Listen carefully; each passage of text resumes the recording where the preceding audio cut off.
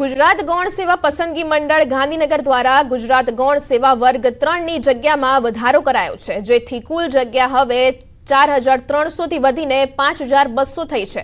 Junior clerk, head clerk, office assistant clerk 17 cadre માટે 4300 જગ્યાઓ માટે જાહેરાત કરી હતી, જે જગ્યામાં ઉમેરો કરાયો છે। સરકારી નોકરી માટે તૈયારી કરતા યુવાનો માટે ખૂબ જ સારા સમાચાર સામે આવ્યા છે। ગુજરાત સરકારના ગૌણ સેવા પસંદગી મંડળ દ્વારા 4300 જગ્યાઓ માટે ભરતી બહાર પાડવામાં આવી હતી, જે જગ્યાઓ 4300 થી વધારીને 5200 કરાઈ છે। ગૌણ સેવા પસંદગી મંડળ junior clerk, head clerk, office assistant, senior clerk સહિત 17 કેડર માટે 4300 જગ્યાઓ માટે જાહેરાત કરવામાં આવી છે।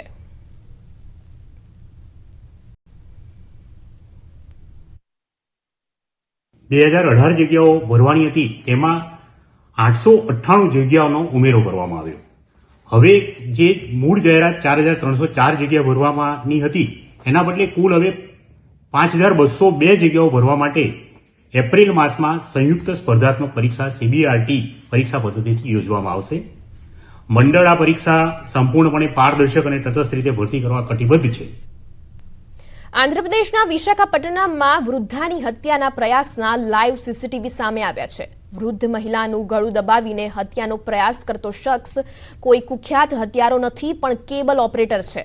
ટીવી કેબલ ઠીક કરવા આવેલા વ્યક્તિની દાનત બગડી અને ઘરેણાની લૂંટ માટે મફલરથી મહિલાનું ગળું દબાવી દીધું। આરોપીએ મહિલાનું મોં દબાવીને શ્વાસ રોકવાનો પ્રયાસ કર્યો, પણ મહિલા હિંમત ન હારી અને બચવાની કોશિશ કરી। આખરે મહિલા બેભાન થઈ જતા કેબલ ઓપરેટર તેને મૃત સમજીને 8 તોલાની ચેન લઈ ફરાર થઈ ગયો। જ્યારે મહિલાની દીકરી ઘરે આવી ત્યારે માતાને હોસ્પિટલમાં સારવાર અર્થે ખસેડ્યા, જ્યાં મહિલાનો જીવ બચી ગયો અને અંકાપલ્લી પોલીસે આ મામલે ફરિયાદ નોંધી ફરાર આરોપીને પકડવા શોધખોળ શરૂ કરી છે।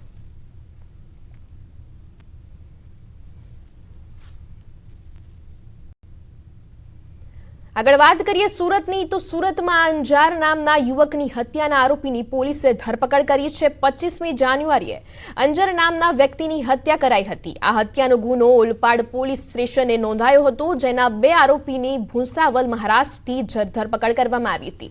આ મામલે સુરત શહેર ક્રાઇમ બ્રાન્ચ, જિલ્લા ક્રાઇમ બ્રાન્ચ તથા એસઓજીની ટીમે તપાસ હાથ ધરી હતી, ને જેમાં 2 આરોપીને મહારાષ્ટ્રથી તથા બીજા આરોપીને પલસાણા ખાતેથી ઝડપી પાડ્યા હતા। આરોપી ગુનાહિત ઇતિહાસ ધરાવે છે। આ ગુનામાં પૈસાની લેતી દેતીમાં હત્યા કરાઈ હોવાનું અનુમાન લગાવવામાં આવી રહ્યું છે।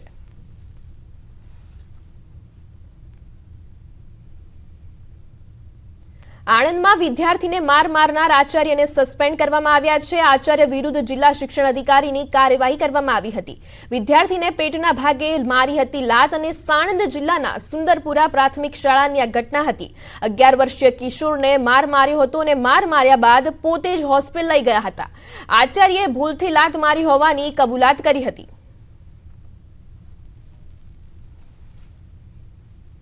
તપાસ અધિકારીના તપાસ અહેવાલના આધારે એ શિક્ષક દ્વારા બાળક સાથે ગેરવર્તણૂક કર્યાના આક્ષેપો એ સાબિત થતા હતા, જેના આધારે આજરોજ એમને ફરજ મોકૂફ કરવામાં આવેલ છે અને ખાતાકીય તપાસ પણ સોંપવામાં આવેલ છે। જે ખાતાકીય તપાસનો અહેવાલ સબમિટ થયે આગળ શિક્ષાત્મક કાર્યવાહી પણ કરવામાં આવશે।